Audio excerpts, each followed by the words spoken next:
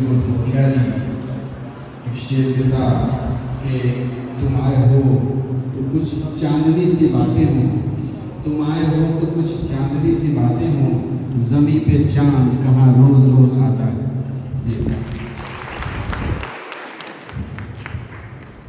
सबसे पहले बहुत बहुत शुक्रिया हमारे प्रिंसिपल साहब श्री अनिल कुमार जी का।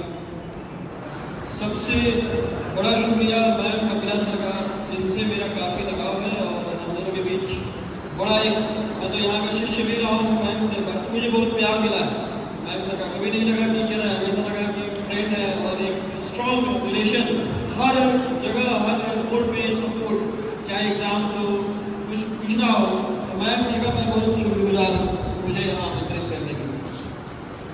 एडवोकेट राकेश कुमार सिंह जी जो मंच पर उपस्थित हैं और सुनील सिंह मैम जो दरभंगा से आई हैं, मेरे अंकल भी यहाँ पर उपस्थित हैं, एडवोकेट राजीव कुमार द्विवेदी जी, पप्पू अंकल।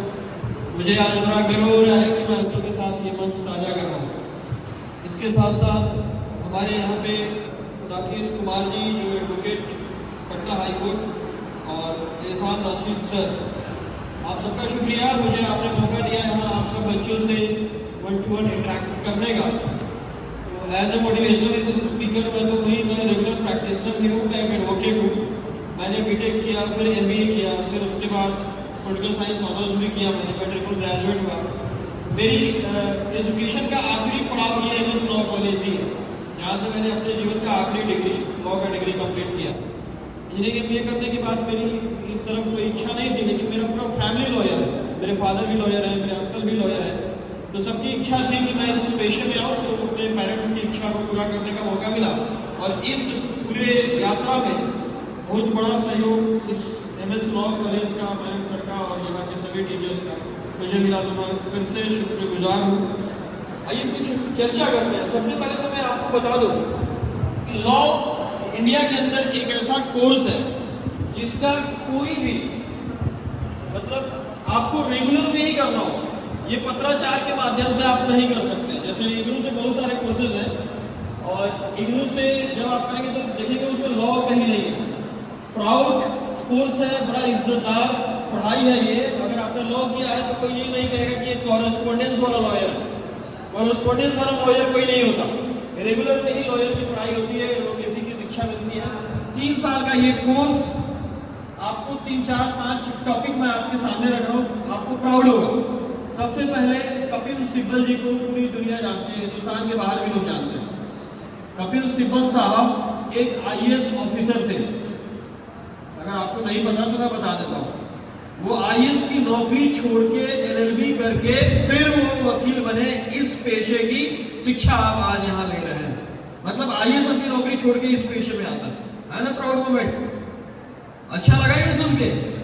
कपिल सिब्बल साहब आईएएस ऑफिसर थे, आईएएस की नौकरी छोड़ के, जिलाधिकारी का काम छोड़ के वो वकालत की डिग्री उन्होंने ली और आज हिंदुस्तान के नंबर 1 लॉयर्स में एक है, इसमें कोई शक की बात नहीं।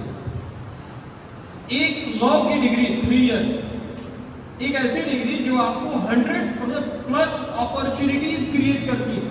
जैसे आपने पॉलिटिकल साइंस ऑनर्स कर लिया या इंग्लिश ऑनर्स कर लिया या मैथ ऑनर्स कर लिया, कोई भी एक सब्जेक्ट में ऑनर्स पेपर करने के बाद आपको सिर्फ एक ही अपॉर्चुनिटी होती है उस सब्जेक्ट के अंदर पीएचडी करना या आगे फर्दर जो भी आप स्टडी करना चाहते हैं, रिसर्च करना चाहते हैं।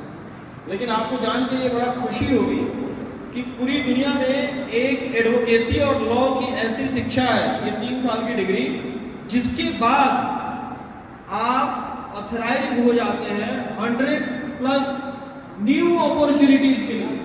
अब आप सोच रहे हैं कि लॉ करने के बाद 100+ न्यू अपॉर्चुनिटीज, बिल्कुल आज घर में जाके गूगल कीजिएगा कि 100 new opportunities after LLB course.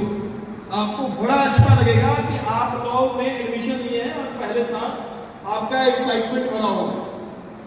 अगले टॉपिक को मैं आपको बता दूं कि जितने भी आजादी से लेकर आज तक पूरी दुनिया में, महात्मा गांधी जी से शुरू करें आप, चाहे आप यूएस में जितने भी टॉप लीडर्स हुए, वहां के फर्स्ट प्रेसिडेंट हुए, लास्ट प्रेसिडेंट हुए, Barack Obama, Jinping, Vladimir Putin, ये सारे के सारे एडवोकेट्स हैं दुनिया के अंदर। आज चाइना की जो राष्ट्रपति जिनपिंग है वो भी एडवोकेट है, व्लादिमीर पुतिन भी एडवोकेट है, जिनपिंग भी एडवोकेट है। और मैक्सिमम लॉयर्स ही आपको वर्ल्ड लीडर्स मिलेंगे। अब क्या फर्क पड़ता है, हजारों लाखों लॉयर्स हुए लेकिन कुछ चंद आज वर्ल्ड को लीड किया या प्रीवियसली वर्ल्ड को लीड किया। आज हमारे मुख्यालय सिविल कोड के अंदर मेरे पप्पू अंकल है, इनको देख के मैं बहुत इंस्पायर होता हूँ। पता है कि इन्होंने जीवन में एक्स्ट्रा किया। ये स्टेट बार काउंसिल के मेंबर है और हमारे, मैं तो कहता हूँ हमारे सिविल कोड के जेम है। ऐसी पर्सनालिटी मैंने नहीं देखा इस शहर के अंदर। कभी भी चले जाओ तो खुला है दरवाजा, कहीं भी मिल जाओ गले पकड़ते हैं। तो एक इंसान होता है पर्सन और एक होता है पर्सनालिटी, व्यक्तित्व। दोनों में थोड़ा का अंतर होता है। वो थोड़ा क्या होता है, एक्स्ट्रा माइल्स। बहुत सारे लोग लॉ की में एडमिशन इस बार इतना टफ रहा, मैंने सुना कि जो लोग अच्छे से एग्जाम दिए, अच्छे नंबर लाए, उन्हीं लोग का एडमिशन हुआ। मैं आपको ये आश्वस्त करता हूँ कि ये पहला ऐसा, ये लॉ का ये फर्स्ट ऐसा बैच होगा जो इंडिया के अंदर अपने क्वालिटी को निखारेगा। जो मयंक सर के लीडरशिप में ये लॉ कॉलेज चेंज हुआ है, मैंने इसके पहले पिछले 20, 30, 35 सालों में नहीं सुना था। और जैसे महात्मा गांधी चंपारण आके यहाँ बापू बन गए, मैं तो कहता हूँ कि अगले बापू हमारे मयंक सर होने वाले हैं। इनको बापू बना के ले जाएगा। सारा सिस्टम चेंज हो गया। अरुण सर का गाइडेंस, प्रिंसिपल सर का गाइडेंस, लेकिन मयंक सर ने ड्रामेटिकली चेंज किया सब कुछ। ये प्रोग्राम मतलब कभी हुआ पहले, ओरिएंटेशनल प्रोग्राम, लेकिन ये हो रहा है। आज आपको मौका मिल रहा है स्टेट बार काउंसिल के मेंटर से मिलने का, एक बड़े एडवोकेट से मिलने का। पटना हाई कोर्ट के एडवोकेट हमारे साथ हैं, मिथिला से चलकर मैम आई हुई है वहाँ के लॉ कॉलेज से। तो ये सब कुछ पॉसिबल है एक अच्छी लीडरशिप में। पहले भी लोग थे, आज भी लोग हैं। अंतर क्या है, एक्स्ट्रा का अंतर है। वो एक्स्ट्रा आज से अगर आपने करना शुरू किया, अगले 3 साल आपके पास बड़ी अपॉर्चुनिटी है। इस 3 साल सिर्फ पढ़ाई नहीं करना है, अपने स्किल्स को भी डेवलप करने हैं। अपने भीतर छुपी हुई क्षमताएं, हर किसी के अंदर पोटेंशियल है, बस यह यहाँ तक वो सीमित रहता है। हम सोच ही नहीं पाते कि कल को हम बार काउंसिल ऑफ इंडिया के भी प्रेसिडेंट हो सकते हैं। ऐसी सोचने की लोग हिम्मत ही नहीं करते। जिसने हिम्मत किया वो है हमारे सामने रिजल्ट। तो आप जब भी सोचिए, बड़ा सोचिए, हर चीज की शुरुआत आपकी सोच से होती है। एक मैं आपको अच्छी सी स्टोरी सुनाता हूँ। सुकरात का नाम सुना? अंधे थे, बहुत बड़े विचारक थे। उनका एक शिष्य था। उस शिष्य ने सुकरात से पूछा कि साहब ये सक्सेस क्या होता है, कामयाबी क्या होती है? सुकरात बोले कि चलो कल सुबह आओ नदी किनारे में तुम्हें बताता हूँ। सुबह नदी के किनारे उनका शिष्य पहुंचा।